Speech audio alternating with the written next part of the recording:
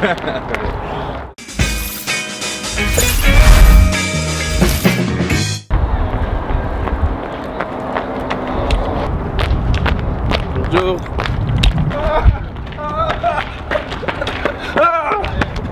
Bonjour, bonjour. Salut mon gars. Ça va? Ça va et toi? Ouais. Tranquille? En forme pour aujourd'hui? En forme, hein, tous les jours en forme. Marine, vous avez décidé de mettre le curseur sur Pablo Rosario, le milieu de terrain néerlandais du gym. Un seul match manqué cette saison, devenu titulaire quasi indiscutable depuis son arrivée sur la Côte d'Azur pour le milieu défensif de 25 ans. Et en se penchant sur ses performances récentes, on comprend un peu mieux pourquoi. Alors on l'a surpris à tenter des frappes comme contre Metz. S'il n'a pas encore été récompensé offensivement, défensivement, il fait le boulot. Celui que Dante qualifie déjà de leader fait parler son physique avec son m88, sa fiabilité, ses capacités de pressing. Regardez la sangsue ici qui va obliger les Lensois à reculer. On parle de ses qualités techniques. Intercepté, oui, mais avec classe. Le Néerlandais récupère 5 ballons par match. Son point fort, sa capacité de relance. Son jeu en une touche qui dynamise son équipe et peut aboutir à des mouvements intéressants. Il est bon aussi dans l'orientation du jeu. C'est le Niçois qui réussit le plus de passes dans le camp adverse. Propre dans sa surface, celui qui vient de passer 5 ans au PSV Eindhoven se retrouve parfois même dans le rectangle d'en face. Alors pourquoi ne pas en profiter pour délivrer une passe décisive? Bref, à 6 millions d'euros, c'est la bonne pioche made in Pays-Bas pour les Aiglons.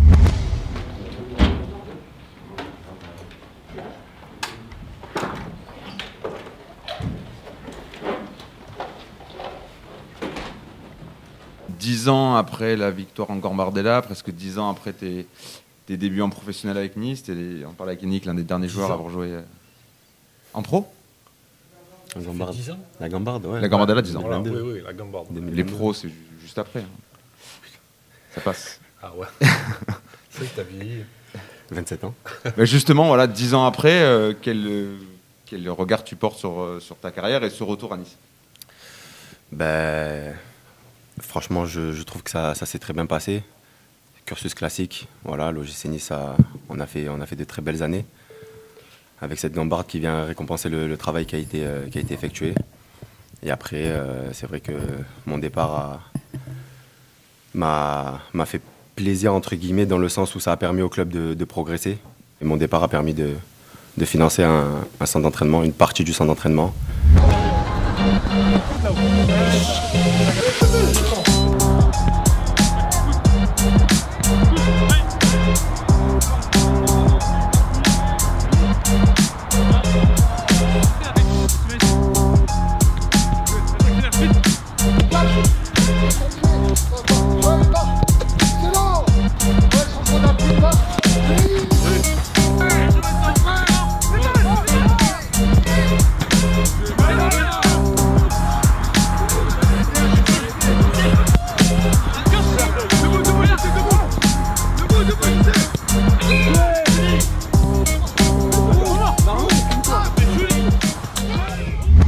C'est vrai que c'est avec ce maillot, avec ces couleurs que j'ai commencé.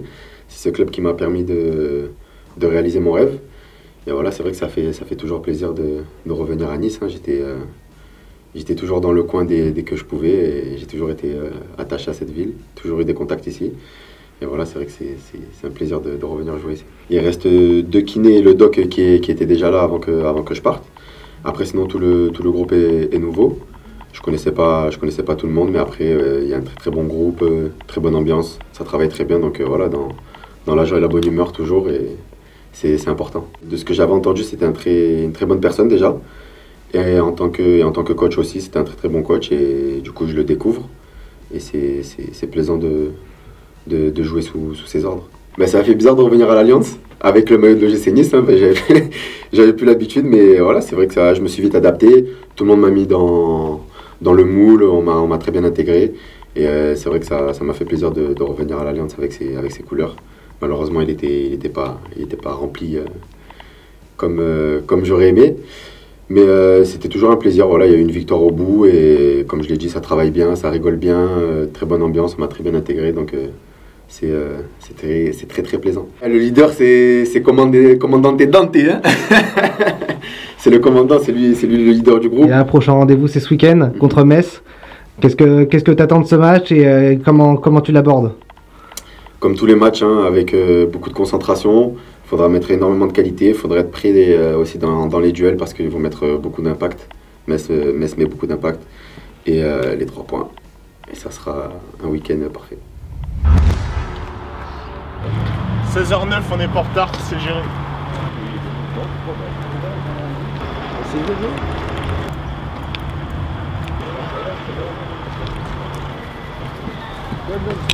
Oh, tiens un peu. C'est séance yoga là pour l'ancien là. Non, mais j'aime pas En être plus tout l'ancien il noir. fait le grand écart. C'est ça. Il fait le grand écart l'ancien. Ma collant noir, chaussettes blanches, chaussures noires derrière. Il a merdé. Il a merdé. Il a m'aidé le truc.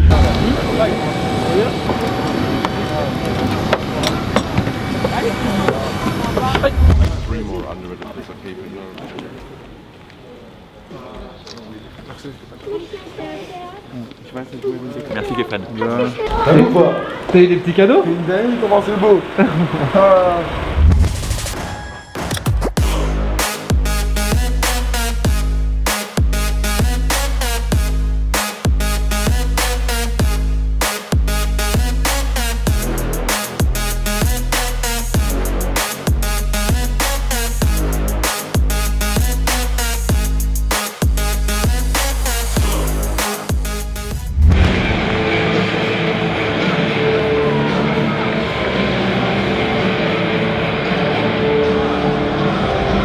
Metz nous a mis sous pression sur le premier quart d'heure et nous a mis en difficulté sur le premier quart d'heure, même si on n'a pas concédé de grosses situations, mais on a eu du mal à poser notre jeu.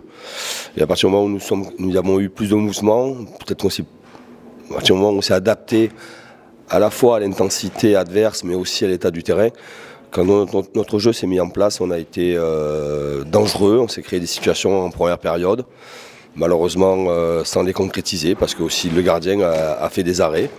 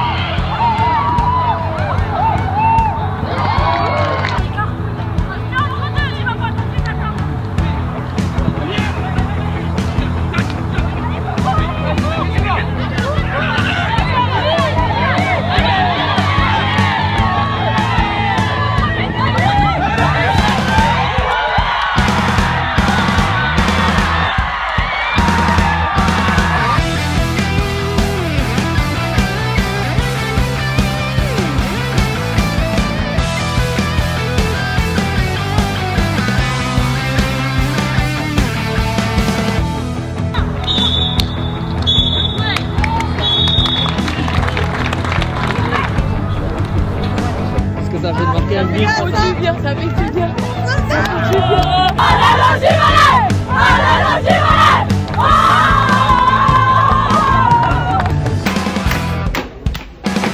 Victoire. Yes, ouais.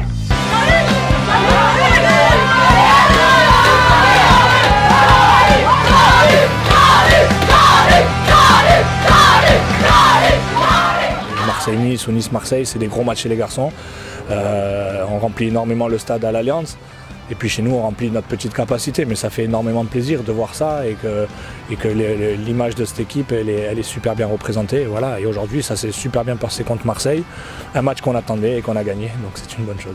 Ouais, c'était un derby très important qu'il fallait gagner. On a gagné l'aller, maintenant on a gagné le retour et puis voilà, ça nous fait plaisir. En plus, belle victoire, on était menés. On revient de loin dans le match.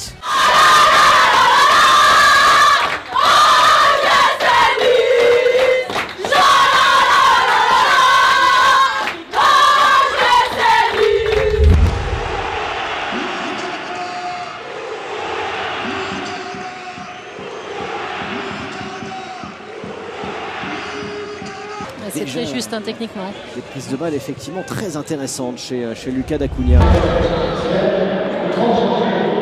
Et il fallait continuer dans ce sens-là en deuxième période avec toujours cette envie d'aller vers l'avant et de garder toujours l'équilibre pour éviter les contres, de bien gérer les longs ballons dans la profondeur de l'équipe messine et être présent sur ce deuxième ballon. Et c'est aussi comme ça qu'on s'est créé les situations en créant certains déséquilibres à un certain moment.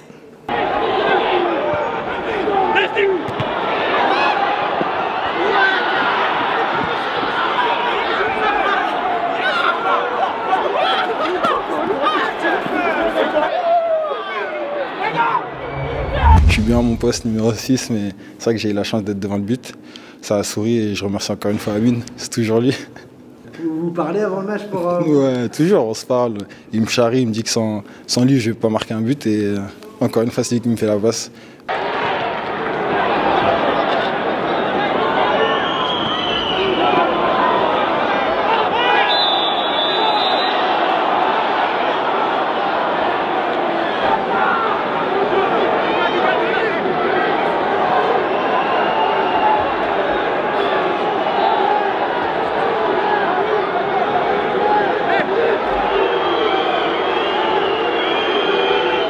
Amine Gouiri face à Caillard. Et Panenka d'Amine Gouiri. J'ai retenu mon souffle parce que Caillard n'est pas parti. Et il a d'une petite manchette tenté de mettre à mal cette Panenka d'Amine Gouiri. Double top, c'est en haut du classement. C'est sur la Côte d'Azur, c'est Nice. Oui, Nice qui a repris la deuxième place du championnat de France de Ligue 1 après sa victoire 2-0 contre Metz. Nice n'a perdu aucun de ses 27 derniers matchs de Ligue 1 au cours desquels il a ouvert le score, 21 victoires et 6 matchs nuls. Et puis un homme qui porte cette équipe de l'OGC Nice, c'est Amine Gouiri qui est impliqué sur 47% des buts de Nice cette saison. Il n'y a que Mbappé qui était plus décisif que lui dans ce championnat de France. 10 buts, 7 passes décisives. Voilà, Amine Gouiri qui porte l'OGC Nice. Les entrants ont été bons. J'ai rapidement vu dans la préparation du match entre hier soir et aujourd'hui que tout le monde était très concerné, avec une réelle envie de continuer à vouloir gagner. Et ça crée une bonne dynamique. Les entrants, à l'image d'Evan, mais j'ai aimé aussi la rentrée de Morgan, d'Alexis aussi qui est bien rentré dans ce sauce-là. Tous ceux qui sont rentrés avec une réelle volonté de gagner ce match-là et après de ne pas concéder de but.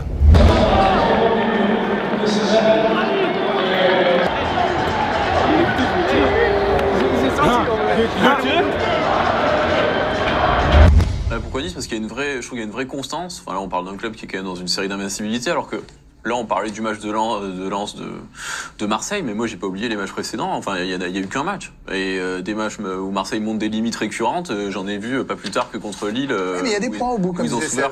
Oui, ils arrivent à prendre des points quand ils sont pas bons. Alors ça, c'est aussi une grande qualité de Nice. Et à Nice, il y a beaucoup plus de solutions qu'à Marseille, je trouve. Et il y a surtout un potentiel dont on n'a pas encore tout vu. Enfin, quand je vois l'effectif de Nice, je me dis que notamment offensivement, avec Gouiri, Dolberg, Delors, enfin c'est une garantie de toujours marquer des buts, même dans des matchs qu'on maîtrise pas forcément.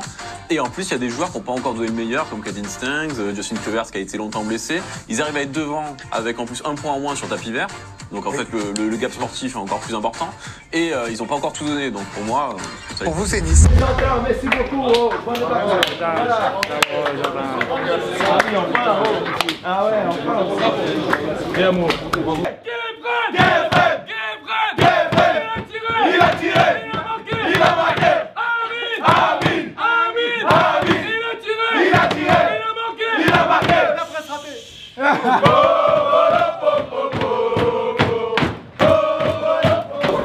Même pas de découverte du sol. 3 points encore.